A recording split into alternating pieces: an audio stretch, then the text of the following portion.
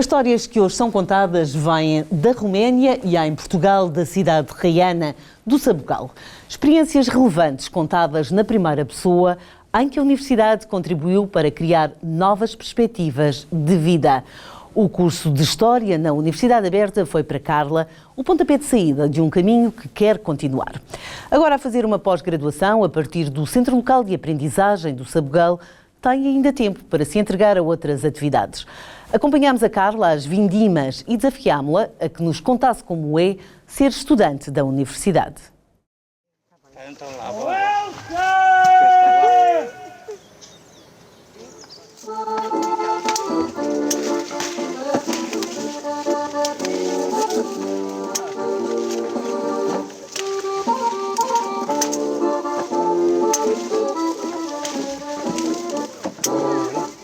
Carla nasceu na Régua, desde sempre que ajuda a família nas vindimas. Nós sempre tivemos vinhas desde que eu nasci. E então a vindima e tratar das vinhas durante todo o ano faz parte também do nosso trabalho, entre aspas. Isto sempre foi uma atividade mais do que não rentável, muitas vezes, mas mais de amor por isto, porque os nossos pais já produziam vinho, nós já produzíamos vinho e agora continuamos em uma pequena escala, mas continuamos a produzir o vinho. Isto faz parte da nossa cultura, faz parte da nossa essência também. Aqui são as nossas raízes, são as nossas origens e o vinho faz parte da nossa vivência, vá lá. A mesma videira pode dar para um lado de tinta e para o lado de branca, não há problema. Embora exista um cuidado de separar castas, até por uma questão de logística. As vinhas antigas não, era tudo misturado. Agora existe um cuidado de plantar castas específicas para vinhos específicos ou então tintas e brancas. A separação mais simples.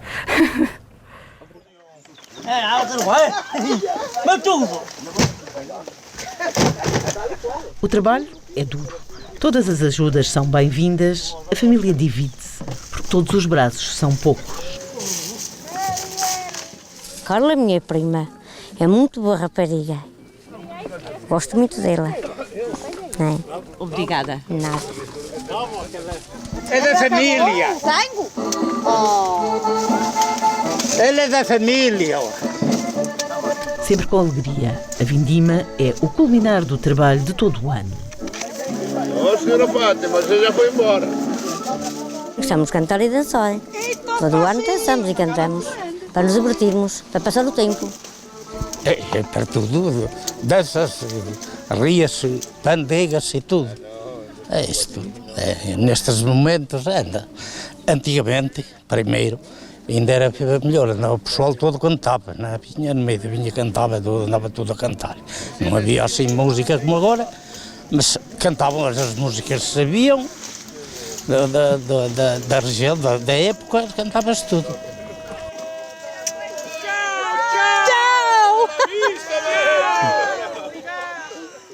De regresso à semana de trabalho, Carla mantém as suas rotinas.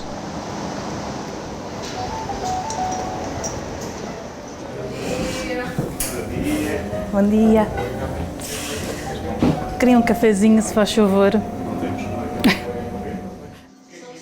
Conjugar a vida familiar entre o peso da Régua e a Guarda, onde trabalha, e sempre que necessário ir ao Sabugal, onde está o Centro Local de Aprendizagem, não é uma tarefa fácil. Ter conhecido a coordenadora da universidade foi o impulso para realizar o sonho de voltar a estudar. Esse foi o clique. Por que não? Por que não agora? A história sempre foi, acho que não há muito uma razão, há mais uma paixão, foi um sonho há muito adiado e que me fez voltar e que estou a gostar muito. E o facto de ser ensino à distância e eu conseguir controlar os meus horários, obviamente que tem que haver regra, porque senão é difícil também. Senão é difícil também, claro.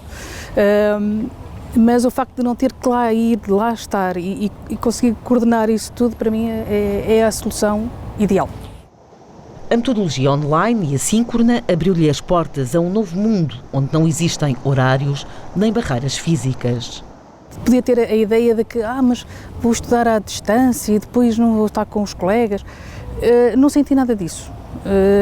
Acho que o facto de ter gente em Cabo Verde, na Austrália, tinha colegas na Austrália, é uma forma de inclusão até, porque nós estamos todos no mesmo barco e cada contributo que cada um possa dar ajuda-nos, e isso é uma interajuda e essa pluralidade e essa multiplicidade de saberes, de experiências enriquece-nos não só como pessoas, mas também ajuda-nos no nosso percurso académico, como é óbvio. A Carla é um exemplo de sucesso aqui do Clado Sabugal. Ao centro de aprendizagem chegam alunos de 12 concelhos, uns mais afastados que outros, num raio de perto de 100 km. Por exemplo, a média de idade ronda ali os 40 anos, são pessoas que já estão no ativo, que deixaram de estudar ou que não tinham nunca frequentado o ensino superior e que decidiram, por uma questão de progressão na carreira ou mesmo por realização pessoal, que decidiram encetar ou prosseguir estudos, um pouco mais para tarde, ou então pessoas mais novas que estão a começar a sua vida ativa e que decidem tirar um curso superior.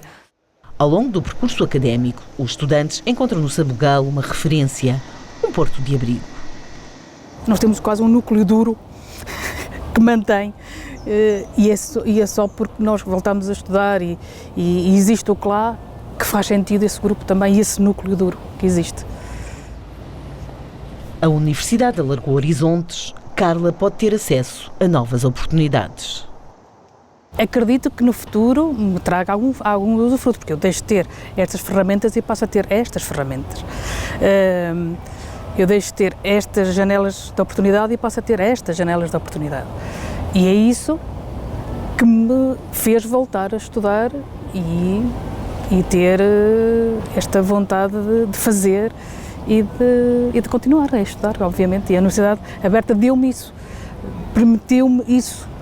Devolveu-me essa qualidade de vida até. Filipe Ruivo foi convidado a fazer parte de um projeto de uma startup na Roménia. O convite era para 2 anos, está lá há 17.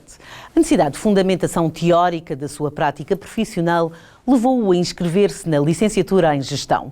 Nós desafiámo-lo a que nos contasse como é que é viver, trabalhar e estudar em Bucareste. As imagens que vamos ver durante a conversa foram captadas pelo Filipe. Como é que teve conhecimento da Universidade Aberta? Como é que a Universidade Aberta aparece na minha vida? Ora, em 2007, uma das dificuldades para decidir vir para a Roménia e abraçar este projeto foi, efetivamente, pensar em voltar a estudar. Ou seja, eu concluí o 12º ano da década de 90, e depois, por outras condições, por escolhas, algumas dificuldades também do ponto de vista económico, comecei a trabalhar. E quando comecei a trabalhar, houve uma mudança de prioridades, ou seja, já não foi possível voltar atrás. A ideia era suspender durante um tempo e voltar atrás e recomeçar, mas pronto, a vida depois já não levou para aí. Em 2007 entendi que devia regressar, ou seja, devia de voltar, pelo menos no período pós-laboral, a fazer o curso superior. E à época eu não queria vir para a Roménia, ou não estava indeciso em vir para a Roménia por essa vontade de voltar a fazer o curso superior. O que é que acontece? Eu não o fiz e não estou nada arrependido, porque pela via da experiência ganhei outras valências.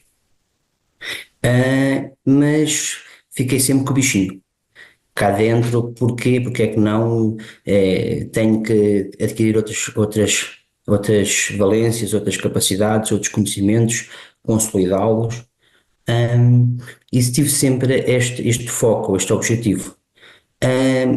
Na altura, em conversa com colegas, Disseram-me, mas tu não fazes porque não queres. Existe uma universidade aberta com regime assíncrono e online, atualmente até por causa das restrições da pandemia, já nem precisas vir a Portugal fazer os exames, ou seja, só não fazes porque não queres. E então, no início de finais de 2021, resolvi inscrever-me e iniciei o meu percurso académico em 2022. O que é que pensa desta metodologia? Para mim é extraordinária, porque é aquela que me faz conseguir voltar a estudar, é aquela que me fez crescer, porque sinto isso, porque cresci enquanto profissional, ou seja, consolidei conhecimentos que estavam muito fundados em experiência e em pouco em teoria. E o que este curso me permitiu foi perceber por trás dos conhecimentos empíricos que fui assimilando. Por isso, para mim, é uma oportunidade essencialmente para profissionais que pela vida da experiência já adquiriram alguns conhecimentos, mas que os precisam de consolidar. Como é que classifica esta sua experiência? Ah, É meritória e é extraordinária para mim foi extraordinário, ou seja, mesmo em matérias que eu julgava a dominar, e que não é julgo, hoje sei que sou mais profissional, sou mais competente, não tenho dúvidas disso. O que diria a quem tem dúvidas em retomar os estudos e já esteja a trabalhar? Eu acho que vale a pena, eu acho que tem que tentar, porque no fundo são conhecimentos, e os conhecimentos ficam, independentemente do sucesso, os conhecimentos ficam, os conhecimentos são assimilados e passam a ser nossos, não são mais de ninguém. Hum, por isso, eu sei lá, eu por via de profissão tenho alguns conhecimentos mesmo ao nível do Excel, por exemplo, e aprofundei. Porquê? Porque tive a necessidade, porque foi desafiante. Eu, como disse, eu trabalho numa casa que me fez progredir, ou seja, que me deu a oportunidade de crescer, que me deu a oportunidade de me consolidar e de me valorizar enquanto profissional. Hum, que me deu que me tem dado a oportunidade de ter uns horários mais flexíveis que me permitem depois conseguir acomodar as responsabilidades académicas. Mas não tenho dúvidas, mesmo que para a minha entidade patronal o tempo que eu perco, vou retribuí-lo seguramente mais do que uma vez, digamos. Depois de terminar a licenciatura, já tem planos para o futuro? Sim, aliás, isso foi uma das necessidades que me fez ter terminado a licenciatura. Eu sinto que me preciso de especializar em algumas áreas e para isso eu precisava de conseguir ter a licenciatura, ter uns conhecimentos mais generalistas para depois poder me dedicar àquilo que gosto, que é fazer o desenho dos negócios, os business plan e tudo aquilo que é previsões. Filipe, como é que é viver na Roménia? A Roménia recebe bem, ou seja, pelo menos não tenho tido esse problema, sinto-me seguro. Tive cá 13 anos sem a família, atualmente tenho cá a minha família, que era o que me faltava, a minha família direta, obviamente. Faltam-me algumas coisas, como os amigos, como a outra família não direta, mas atualmente é um país que progrediu muito, que se desenvolveu. A nível cultural é acima da média, ou seja, eu sou de Leiria, original de Leiria, e fazendo a comparação entre Leiria e Bucareste, porque não tem lá a ver, Bucareste tem outro tipo de oferta que Leiria não tem, não, com isto, dimensão, são 3 milhões de pessoas. Numa curta viagem à Roménia, o que sugere que nós visitemos? É que teria para visitar. A Roménia é um país para mim, vale pela beleza natural, ou seja, os Cárpatos é algo extraordinário. E depois, Bucareste vale sempre a pena, é uma cidade cosmopolita, tem uns parques extraordinários. Brasov, Sibiu são cidades muito bonitas também. É um país que vale a pena, sim, é um país que vale a pena. Não conheço, apesar de estar cá há 17 anos, a zona do Delta do Danúbio, que também dizem que é extraordinário e que eu não conheço, hei de conhecer. Algum prato que não possamos deixar de comer? Não é o que eu mais aprecio na Roménia, não é a gastronomia, e aí nós estamos a anos-luz deles, na minha opinião. Mas há sempre o sarmale, que é um género de uma couve recheada com arroz e com um género de uma carne. E há também o papanachi, que é como doce, que é um género de um donuts, mas feito em casa, com um molho de iogurte, que é agradável. Também tem uma coisa como cá, como aí em Portugal, que também tem vinhos bons, tem zonas de vinho bons. Obrigada pelo seu testemunho. Continuação do bom trabalho. Em estúdio está a bastonária da Ordem dos Nutricionistas, Liliana Sousa, para nos falar do contributo do modelo virtual na formação e atualização destes profissionais. Obrigada, doutora, pela sua disponibilidade em vir a estúdio. Acabámos de ouvir relatos de alunos que deixaram de estudar, supostamente naquela que seria a idade habitual depois do 12º ano. Retomam os seus estudos muitos anos mais tarde para realizar sonhos, para consolidar até conhecimentos. Que entendimento é que a Ordem dos Nutricionistas tem sobre estas formações à distância? Antes de mais, eu é que agradeço o convite em nome da Ordem dos Nutricionistas para poder ter a oportunidade, de facto, de ter esta discussão tão pertinente. Em termos de entendimento, nós achamos que tudo aquilo que possam ser oportunidades de formação e até mesmo muitas vezes de realização de sonhos aos cidadãos são sempre importantes e, portanto, naturalmente que, e como disse bem, muitas vezes as próprias vidas pessoais não permitem que no momento adequado as formações possam ser feitas da forma padrão ou tradicional, chamemos-lhe assim, se isso for possível, e no fundo esta oportunidade de poderem ir buscar o sonho, muitas vezes já numa fase de vida em que têm outro tipo de responsabilidades também pessoais, familiares e mesmo profissionais, acaba por exercer exatamente essa porta aberta à oportunidade de poderem realizar um sonho e eventualmente até também adquirirem competências e capacitação do ponto de vista profissional que permita também, no fundo, valorizar aquilo que já fazem muitas vezes profissionalmente. Portanto, é de louvar. Doutora, no site nós encontramos muita formação online. Sim. Aliás, e fazendo um muito breve contexto relativamente àquilo que é a formação na área das ciências da nutrição, é importante fazermos aqui uma distinção, que deve ser uma distinção clara também para os telespectadores. A formação base em nutrição deve ter, pelo menos, ou deve ser num modelo presencial ou pelo menos misto, porque no fundo tudo aquilo que toca às ciências da saúde exerce ou traz consigo uma necessidade do contacto.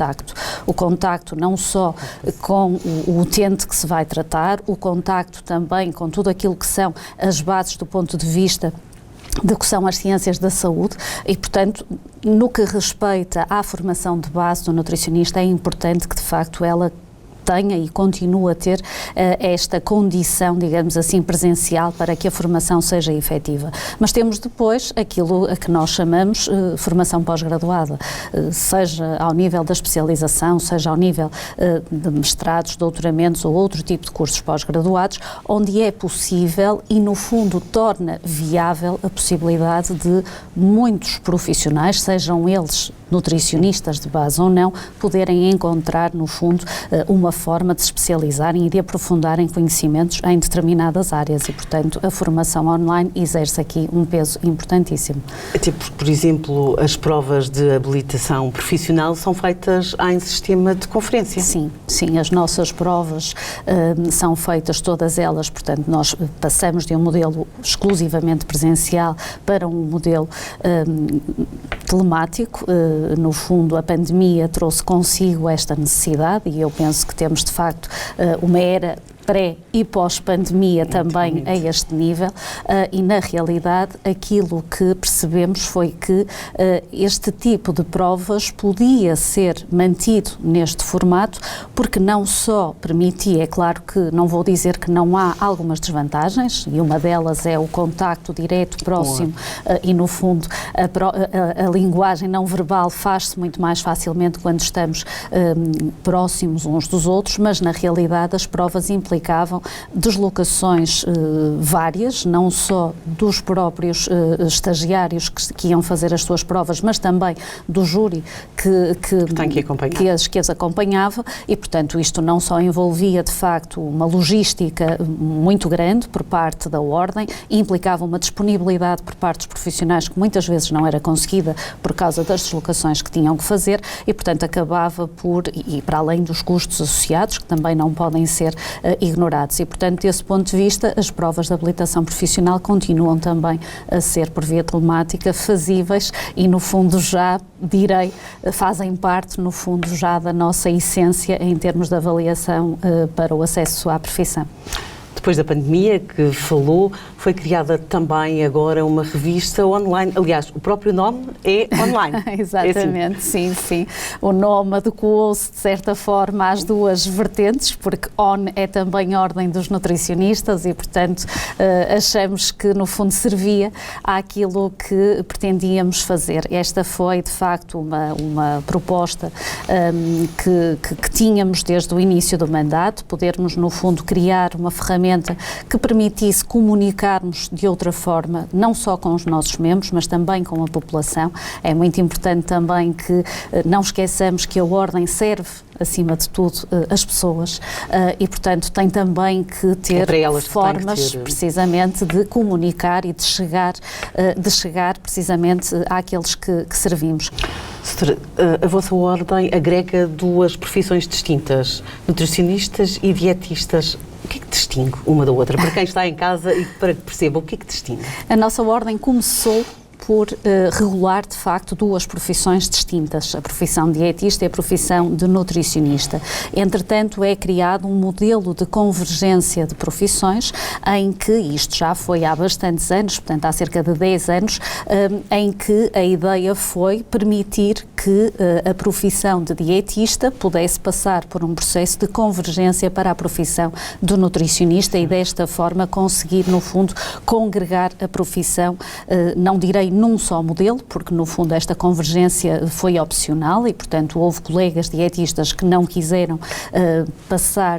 convergir para a profissão de nutricionista, mas a verdade é que se conseguiu, no fundo, aumentar a fatia do bolo de nutricionistas. A diferença propriamente dita, neste momento, apesar dos cursos se manterem com designações distintas, a verdade é que na prática eles se foram aproximando ao longo destes últimos 10 anos e, portanto, na verdade, seja um curso de dietética e nutrição ou de ciências da nutrição, todos eles, no fundo, formam pessoas que, no fundo, as capacitam para um curso habilitante à profissão de nutricionista, portanto, diria que neste momento as diferenças são muito pequenas. Há um olhar diferente nos dias de hoje para a nutrição. A que é que se deve estas alterações, doutora? Eu diria que ainda bem, por um lado, é importante, de facto, tornar a nutrição mediática, é importante trazê-la à opinião pública. Não encontro propriamente um motivo, portanto, não sei explicar a razão, mas acredito que tem muito a ver com a própria exigência por parte da população. Isto, no fundo, é o reflexo de querermos e de termos também nós feito por ter uma população mais envolvida na sua saúde.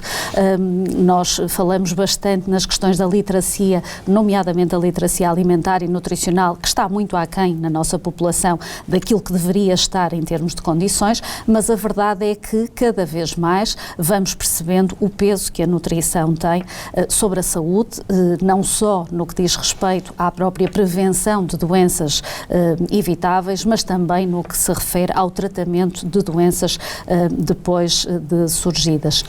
Mas deixe-me só interromper para lhe fazer uma pergunta, mas ao mesmo tempo cada vez assistimos mais a alimentos processados.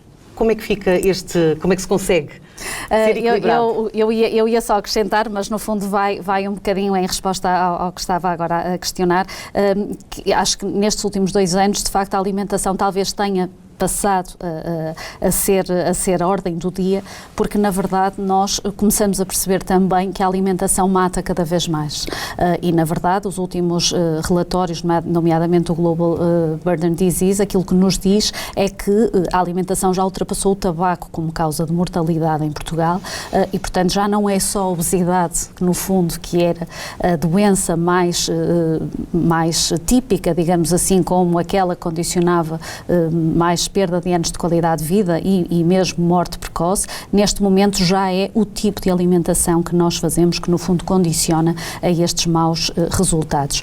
E portanto isso vai um bocadinho ao encontro da questão dos alimentos processados. Eu acho que nós não podemos também pensar nos alimentos processados como um único rótulo de alimentos maus. A indústria é também parte deste processo e deve também ser vista como parte de um processo e de um caminho que deve visar a saúde da população. E, portanto, o facto do alimento ser processado não significa por si só que o alimento seja mau. É importante, sim, que tenhamos as ferramentas necessárias e possamos ter os pivôs necessários também no terreno, nos locais adequados para ensinarmos à população a fazer escolhas alimentares saudáveis onde entram naturalmente também esses alimentos que provêm da indústria alimentar. Doutora, a fechar, temos ainda, por um lado, os desperdícios alimentares de sociedades desenvolvidas e, por outro lado, temos também uma escassez alimentar. O que é que pode ser feito? O que é que falta para regular esta situação? Muito pode ser feito, nem tudo naturalmente está nas nossas mãos e sabemos que há decisões que não nos cabem e decisões, de facto, entidades superiores que precisam de trazer este problema também e de o enfrentar com coragem. De facto, cada vez vamos percebendo mais essa grande distinção entre fome e abundância e uma abundância mal gerida, no fundo, e mal controlada pelos consumidores. Eu penso que aqui o foco deve ser, e aliás estamos precisamente numa altura em que muito recentemente foi celebrado o Dia da Consciencialização para as perdas e o desperdício alimentar e é isso que falta. E portanto, mais uma vez, literacia é importante. Nós temos que ensinar as crianças nas escolas que a alimentação não pode ser desperdiçada, temos que levar às famílias esta informação, mas mais do que informar, nós temos que ensinar a forma como se adquirem os alimentos, a forma como eles podem ser reaproveitados e, no fundo, tudo isto vai gerar, de facto, este ganho e que, do ponto de vista de sustentabilidade alimentar, sabemos também que terá uma grande vantagem e benefício porque o planeta Terra é finito do ponto de vista dos seus recursos também e corremos sérios riscos para as próximas gerações. Um caminho a percorrer. Doutora, muito obrigada por todos os seus esclarecimentos. Falámos hoje de formação online, numa profissão que cada vez tem vindo a ser reconhecida na prevenção da saúde e na recuperação na doença, os nutricionistas. Em diferentes latitudes, falámos com estudantes que continuam a sua formação ao longo da vida, respeitando ritmos profissionais e pessoais. Nós voltamos dentro de 15 dias, já sabe, até lá, fique bem.